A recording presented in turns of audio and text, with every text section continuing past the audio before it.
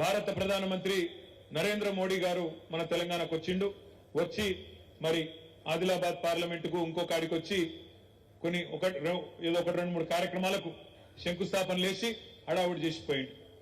ఆ సందర్భంగా రేవంత్ రెడ్డి గారు మాట్లాడిన మాటలు మీరు విన్నారు. నిన్న కూడా రేవంత్ రెడ్డి గారు మహబూబ్ నగర్ లో మాట్లాడిన మాటలు కూడా మీరు వినే ఉంటారు. గత 3 నెలలుగా రేవంత్ రెడ్డి గారు మాట్లాడుతున్న మాటలు మీరు అందరూ కూడా గమనిస్తున్నారు, వింటున్నారు. కానీ నాకైతే నిన్న అర్థం కాలేదు. మహబూబ్ నగర్ లో ఆ భాషా ప్రయోగము, ఆ ఆవేశంతో ఊగిపోవడము, నోటికొచ్చిన మాటలు, అంటే అధికారంలో ఉండి కూడా ఇంత ఫ్రస్ట్రేషన్ ఎందుకో, ఇంత ఆగమాగం ఎందుకైతుండో నాకైతే అర్థమైతలేదు. మీరు చూసుంటారు నిన్న ఆయన మాట్లాడుతున్నాడు, నేను జేబుల కత్తెర పెట్టుకొని తిరుగుతున్నా, ఎవరన్నా పిచ్చి పిచ్చి పనులు చేస్తే గొంతు గోస్తా, కడుపు జింపుతా, మీ పేగులు మెడలేసుకొని తిరుగుతా. ఇది ఒక ముఖ్యమంత్రి గారు మాట్లాడిన మాటలు. నిన్న మా ప్రభుత్వాన్ని ఏమన్నా చేస్తే మానవ బాంబులైతామని మాట్లాడుతున్నాడు. చాలా విచిత్రంగా అనిపిస్తున్నది నాకు తెలియక అడుగుతా, జేబుల కత్తెరలు పెట్టుకొని ఎవడు తిరుగుతాడే? జేబు దొంగలు తిరుగుతారు. జేబుల కత్తెరలు పెట్టుకొని తిరుగుతాడు ఎవడన్నా ముఖ్యమంత్రి, ఎవడన్నా రాజకీయ నాయకుడు జేబుల కత్తెర పెట్టుకొని తిరుగుతున్నా అని చెప్తాడు. ఇక గసంటోడు మన ముఖ్యమంత్రి, మన కర్మ. మీరు చూడండి, ఆయన మాటలు చూడండి, ఆయన ఫ్రస్ట్రేషన్ చూడండి. సెక్రటేరియట్ లో మాట్లాడతాడు, నేను ఇక్కడ ఏదో ఉంటుందనుకొని వచ్చినా, లంకె బిందెలు ఉంటాయనుకొని వచ్చిన, ఇక్కడ లంకె బిందెలు అన్ని ఖాళీ కుండలు ఉన్నాయని చెప్తున్నాడు. లంకె బిందెల కోసం గడ్డపారలు పట్టుకొని, తటపారలు పట్టుకొని, నెత్తి మీద దుప్పటి కప్పుకొని అర్ధరాత్రి ఎవరు తిరుగుతారు? మరి ఈయన గతంలో ఏం చేస్తున్నారో నాకైతే తెలియదు. కానీ ఈ లంకె బిందెల కథ ఏంది, జేబుల కత్తెరల కథ ఏంది, అసలు ముఖ్యమంత్రి స్థాయిలో మాట్లాడే మాటలేనా? ఆ ఫ్రస్ట్రేషన్ ఏంది, ఆ ఊగిపోవుడు ఏంది ఆవేశంతో? ఇంకా దిక్కుమాలిన పదం ఏంటంటే మానవ బాంబులు అవుతారట.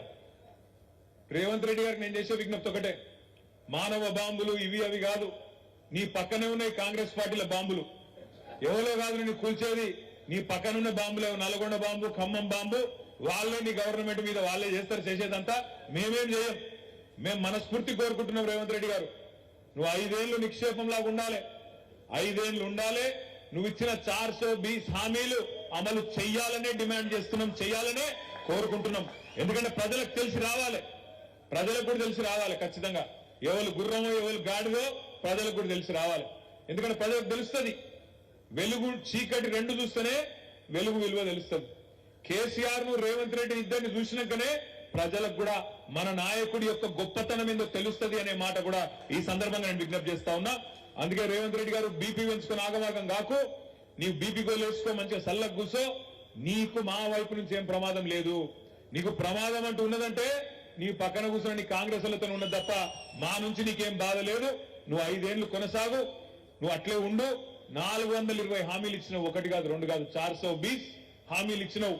ఆ 420 హామీలు నిలబెట్టుకోకపోతే ఎంబడబడతాం, ఎంటాడతాం, ఇడిచిపెట్టమనే మాట కూడా నేను విజ్ఞప్తి చేస్తా ఉన్నా.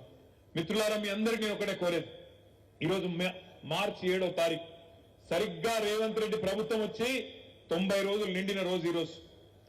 మార్చి 17 నాడు 100 రోజులు నిండుతుంది. 100 రోజుల్లో చాలా చేస్తా అని చెప్పిండు రేవంత్ రెడ్డి గారు. ఏమేం చెప్పిండు ఒకసారి యాద్ చేసుకోండి. కేసీఆర్ బిచ్చం వేసినట్టు ఇస్తున్నాడు 10,000 రైతు బంధు. నేను రాగానే 15,000 ఇస్తా, మీరొక్క 10 రోజులు ఆగితే నేను 15,000 రూపాయలు మీ ఖాతాలు ఇస్తా అన్నాడు. రైతు బంధు కాదు, రైతు భరోసా అన్నాడు. వచ్చిందా భరోసా? వచ్చిన రైతు బంధు, రైతు భరోసా కాదు, 15,000 కాదు, ఆ 10,000కే దిక్కులేని పరిస్థితి. ఇలా రైతులు పాపం కొంతమంది మోసపోయి ఓట్లు వేసింది, వాళ్ళు బాధపడుతున్నారు, ఆగమైతున్నారు. అయ్యో అనుకోకుండా వీళ్ళ దొంగ మాటలు నమ్మి, మోసపు మాటలు నమ్మి ఓట్లు వేసినాం కదా, మరి కేసీఆర్ ఇచ్చే రైతు బంధు కూడా వడకపాయ కదా అని చెప్పి అలా ఒకళ్ళ ముఖాలు ఒకళ్ళు చూసుకుంటా ఉన్నారు. మన దగ్గరకు వస్తలేరు, వచ్చి చెప్పేందుకు కొద్దిగా అభిమానం అడ్డం వస్తుంది. మరి ఓటమి వాళ్ళకేస్తే మీ వీళ్ళని అడిగితే ఎట్లా అని చెప్పి కొద్దిగా పాపం కింద మీద అయితా ఉన్నారు.